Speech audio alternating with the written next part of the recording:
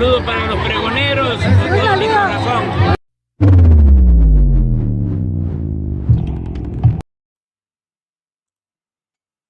Pregoneros, bienvenidos a una nueva transmisión más. Es un placer estar nuevamente con ustedes. Servidor Irving Rodríguez, transmitiéndoles desde el día de hoy. Nos seguimos encontrando en este lunes 26 de agosto del 2024. Si nos estás viendo por primera vez, muchísimas gracias por tu tiempo y por tu espacio. Solamente pedimos el apoyo con la suscripción para que cada día podamos ser más en esta gran familia pregonera.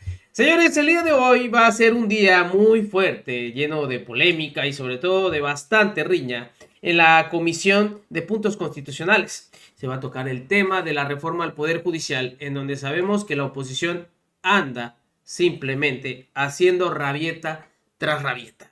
Y en esta ocasión, después de las declaraciones, o más bien de la carta que dio el embajador Ken Salazar, pues empezó el debate, en donde podemos ver a Ismael y de igual forma, Ismael Zamora, y de igual forma Hamlet García Almaguer, simplemente callando a esta magistrada y obviamente al que siempre está ahí a su lado, tratando de demeritar lo que se pretende hacer por Morena y dándole muchísima importancia a lo que dijo el embajador Ken Salazar.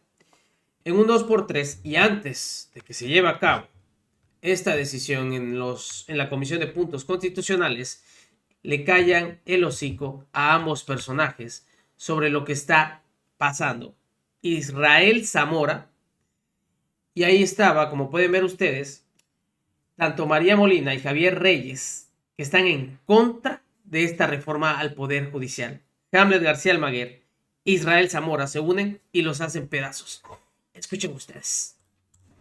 Sobre la reforma. Arranco contigo, Hamlet. Sí, bueno, primero celebro el tono más mesurado y el respeto a la soberanía nacional en sus palabras. Eso es importante. Segundo, muy relevante el acotamiento que realiza sobre estos jueces. Dice él, o por corrupción o por miedo, pero no han sentenciado a dos integrantes de los Zetas que seguramente habrán generado mucha violencia y también delitos del otro lado de la frontera. Esto va de la mano con el libro de Jesús Lemus sobre el cártel judicial. Y él en ese libro menciona que son decenas de jueces que están bajo la mira de Estados Unidos precisamente por actitudes como estas. Él deja abierta la puerta también del temor, yo no la descarto, pero confirma que el gobierno de Estados Unidos está muy pendiente de esa situación. Y eso será importante también de valorar en este momento de la discusión pública. Y comentar que el dictamen tiene modificaciones, que no son los partidos los que postulan, eso es importante, son los poderes previa consulta también con un órgano técnico que va a revisar los perfiles. María Emilia. Bueno, creo que lo que ha dicho el embajador es más o menos lo que hemos dicho prácticamente todos, excepto Morena. El hecho de que se busque la elección popular de todas las personas juzgadoras a nivel federal y a nivel local hace que el componente político, el componente de corrupción se incremente en la impartición de justicia, y que el hecho de que existan libros, bueno, no es un tema relevante porque si nos ponemos a hablar de libros tenemos para todos. Entonces yo creo que el tema de corrupción y el tema de verificación de la impartición de justicia del sistema judicial y del sistema de justicia en general no tendría que ser a través de lo que dicen las redes sociales o lo que dicen los libros, sino a través de investigaciones serias y de datos concretos. Entonces creo que lo que dice el embajador es algo que hemos comentado siempre. Hay que sentarnos a dialogar, hay que sentarnos a ver una reforma estructural que modifique el sistema de justicia para beneficio de las personas, que no debe ser solamente el Poder Judicial, y que la elección popular de las personas juzgadoras lo que puede hacer es empeorar el sistema de justicia y no mejorarlo como todos pensaríamos que debemos hacer. Israel, ahí veíamos, el embajador matiza un poco el discurso respecto a lo que había dado en la conferencia de prensa el jueves, pero enfatiza en este punto que para ellos pareciera ser, o para Estados Unidos parecía inamovible, no a la elección de jueces por la vía de voto popular. En geopolítica y en diplomacia, Víctor, las formas se convierten en fondo. En ningún momento del escrito que publicó en X, o incluso estuve poniendo mucha atención en la gran entrevista que le hiciste, jamás habla de manera institucional. En muchas ocasiones dice mi opinión, yo pienso, y jamás dijo esta es la posición de Estados Unidos. De manera institucional parece irrelevante, pero para mí no lo es, porque repito, en geopolítica y en diplomacia no hay coincidencias, y a este nivel se tiene mucho cuidado con lo que se quiere expresar y cómo se quiere expresar. Ese cuidado para mí es sumamente relevante, hay que tenerlo y hay que traerlo a relieve, y de ahí partir. Qué bueno que él opine esto, ¿no? También nosotros podemos tener una opinión respecto del sistema judicial, pero Trump mismo, que representa prácticamente a la mitad del electorado en Estados Unidos, dice que el sistema judicial en Estados Unidos es corrupto, lo dijo apenas en junio. A lo que voy es, México está viviendo una relación que él mismo reconoce en esta entrevista como nunca había tenido México con Estados Unidos, y utilizó otra palabra en tu entrevista y dijo somos socios en un piso de iguales. Eso habla de que estos comentarios, creo yo, que el gobierno de México los debe de tomar como una opinión, pero no de ninguna manera eso debe diluir el mandato que el pueblo de México le dio a Morena. Ahí no coincido con la magistrada, yo creo que es un grupo muy pequeño el que no quiere la elección a través de la vía del voto directo de los ciudadanos, de magistrados, jueces y ministros. Javier, tomarlo así como lo plantea Israel, es decir, nada más la opinión de un diplomático, o tomarlo como la posición del gobierno de Joe Biden, y sobre todo, ¿qué peso darle?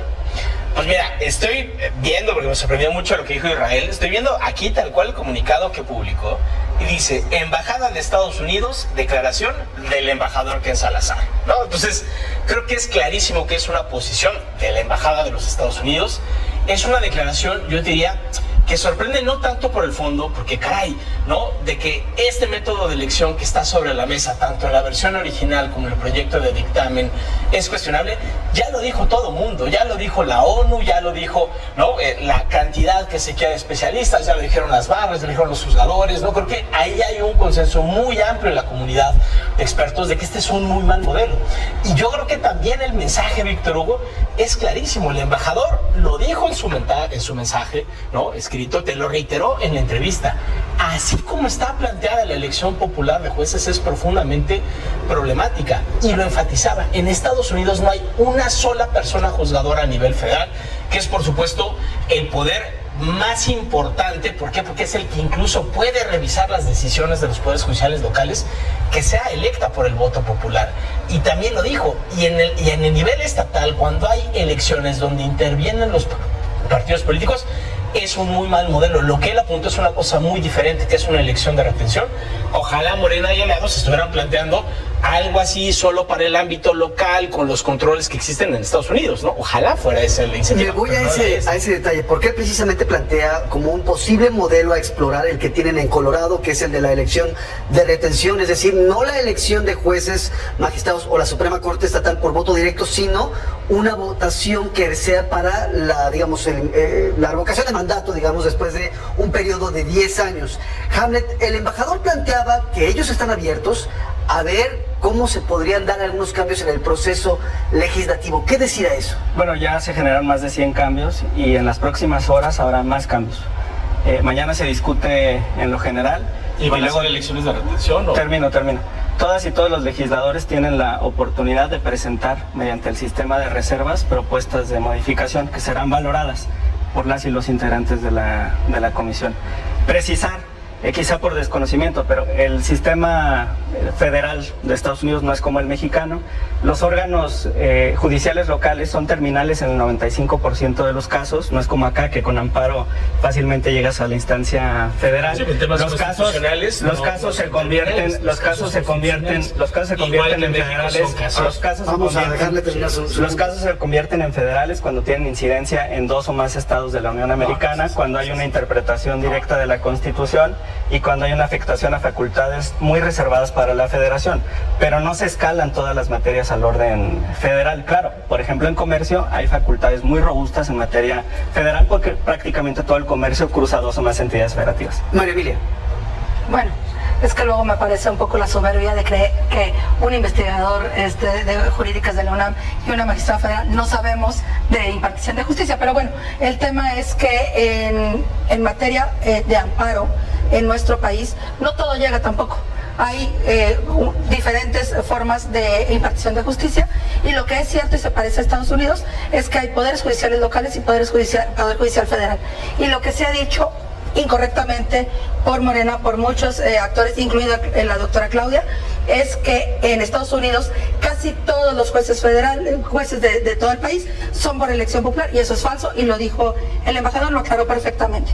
Acá lo que quisiéramos es que pudiéramos tener en la mesa que haya una diferenciación entre poderes judiciales locales y poder judicial de la federación, en tanto el poder judicial de la federación tiene el poder concentrado de revisión de los actos a través del control de constitucionalidad y de convencionalidad, que es algo súper delicado, y que eso es lo que no quieren entender en esta discusión de la forma de elección de las personas juzgadoras. Creo que eso es lo que hemos estado pidiendo, que tengamos una mesa seria de revisión del sistema de justicia con todos los actores involucrados. Israel, ¿modifican de alguna forma el calendario, la agenda que pudiera tener Morena en materia legislativa, lo que dijo el embajador? Es decir, ¿se tiene que tomar en cuenta, en consideración, para poder hacer alteraciones a la iniciativa? Pues yo creo que cualquier opinión, no solo la del embajador, sino de cualquier otra persona que esté afín, se ha tomado en cuenta. Como decía Hamlet, 104 modificaciones, y estoy seguro que vienen más modificaciones. Por ejemplo, se ha escuchado muy fuerte una modificación al dictamen que puede ser la de crear jueces que puedan impartir sentencias de manera anónima, lo cual sería muy innovador, que se puede lograr, y ese es un punto que nosotros estamos estimando, como todo lo demás, que como dice Hamlet, se va a valorar. Lo que sí le decimos a los inversionistas, porque se han agarrado ahora como un martillo para golpear a la iniciativa, independientemente de que se pueda afectar la economía de México, crear un ambiente de incertidumbre. Decirles, no se preocupen, si hubiera incertidumbre, México no fuera el principal socio comercial de Estados Unidos. En este sexenio desplazó a China. Primero ahí hubo una dura competencia, y actualmente México es el principal socio comercial de la potencia económica número 1 en el mundo, que es Estados Unidos, y esa certidumbre jurídica que se ha dado en la relación comercial no ha sido producto de un acto espontáneo, sino de una política muy seria, responsable, que es la misma que está impulsando esta reforma. Javier, yo creo que las consecuencias económicas ahí están. O sea, Nacho Mier mató al superpeso con esa declaración irresponsable de que ahí venía la reforma judicial. Se acaban de publicar datos por parte de especialistas económicos que nos muestran que podríamos regresar a niveles de inversión extranjera directa de los 70s por el nerviosismo que hay ahí. De nueva cuenta, ese modelo que nos están poniendo sobre la mesa, tanto en la iniciativa presidencial como en el proyecto de dictamen, no lo tiene ningún país, no lo tiene Estados Unidos. Y las pocas democracias que han transitado esquemas como como es Bolivia, simple y sencillamente han fracasado. Yo francamente, me cuesta muchísimo trabajo pensar que la inspiración para esa iniciativa, lo dice tal cual el presidente de la República, es Bolivia. Y es claro que Bolivia ni tiene jueces más legitimados, ni que imparten mejor justicia, ni que tienen menores niveles de corrupción, ni mucho menos que se ha fortalecido la imparcialidad. Creo que la declaración del embajador, lo que está sucediendo con la economía y la opinión prácticamente unánime de cualquier persona especialista, es que es esta muy mala reforma. No se ha corregido absolutamente nada de lo importante. Sigue la purga en ese proyecto de dictamen. Sigue la destitución de todos los integrantes de la Suprema Corte de Justicia de la Nación. Sigue el control de órganos políticos en la postulación, y sigue el debilitamiento del Poder Judicial. Eso permanece. Ojalá lo quiten, pero creo que es muy poco probable que eso vaya a pasar. Ahora, me gustaría su opinión, la opinión de los cuatro respecto a esto, porque finalmente lo que vimos el jueves fue el embajador de un país, de otro país, opinando sobre un proceso que es interno de los mexicanos. Es decir, en otros momentos lo hemos visto y hemos tenido grandes polémicas con respecto a lo que pareciera son intervenciones o injerencias del extranjero. ¿Cómo vieron ustedes precisamente que el embajador del país más poderoso del planeta, que es Estados Unidos, pues opinara sobre un tema que puede ser muy sensible, que finalmente es un tema que se está discutiendo en un país independiente? Quiero la opinión en ese punto. Israel. Tú le hiciste una pregunta, Víctor, muy interesante, cuando dijiste, oiga, no cambió de opinión. Que él te dijo, no cambié de opinión. ¿Por qué ahora? El timing es importantísimo también. Mi lectura es que hay empresas transnacionales de Estados Unidos que tienen intereses muy fuertes en nuestro país. Hay una pausa rápida, porque la semana salió una carta de la National Mining Association, la Petroleum Exacto. Institute of America, pidiéndole al Departamento de Estado que interviniera precisamente porque consideraban que sus inversiones estaban en riesgo. Y esta acción puede ser una reacción de esa petición. A lo que yo voy es, seguramente hubo presiones, porque ¿para qué quieres un embajador en México y en cualquier país? México hace eso. Nuestros embajadores que están en diversos países, están en esos países defendiendo los intereses de los mexicanos y también de las empresas. Esta declaración, sin duda, es una posición que no necesariamente es objetiva, sino que más bien obedece a intereses muy particulares de empresas que se vieron afectadas por la nacionalización y sobre todo por garantizar la soberanía en hidrocarburos en el tratado entre México, Estados Unidos y Canadá, y sobre todo en materia energética. María Emilia. Bueno, yo creo que hay que tomar varios puntos. Primero, lo que acaba de decir el senador Israel, que hay Perdón, pues, te repite, tenemos 3 minutos, vamos Sí. a un minuto. Gracias. Que actualmente hay confianza para tener este tratado internacional, estas relaciones internacionales. Claro, porque en este momento lo que tenemos es una justicia independiente. Lo que se está generando con la incertidumbre es a futuro, no en este momento. La incertidumbre es por la iniciativa. Si existe todo lo demás es porque el modelo que tenemos hasta el día de hoy no ha generado incertidumbre.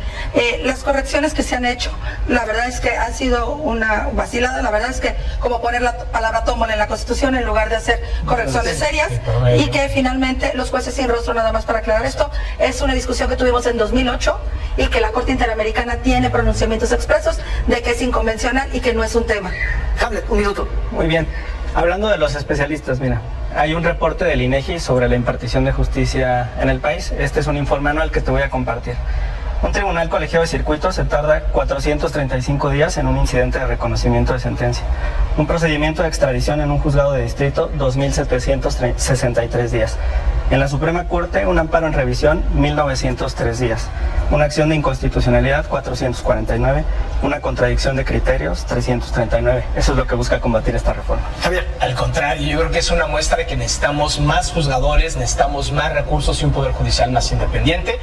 Yo creo que es profundamente irresponsable por parte de Morena que estén poniendo en riesgo una de las banderas de la hoy presidenta electa, que es Claudia Sheinbaum. Ella dijo que le quiere apostar al nearshoring y no vamos a tener nearshoring ni tampoco vamos a tener inversión si no fortalecemos y mantenemos el poder judicial.